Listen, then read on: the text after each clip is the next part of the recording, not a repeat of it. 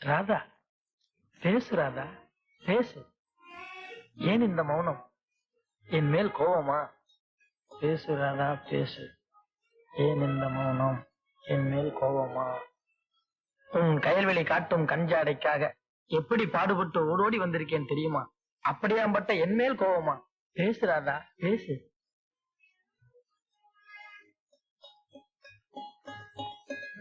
தொடாதீர்கள், எனக்கு உங்கள் மேல் கோபம். ஆஹா, கோபத்தில் கூட உன் கொபை இதழ் துடிப்பது என் காதில் தேனாக பாய்கிறது.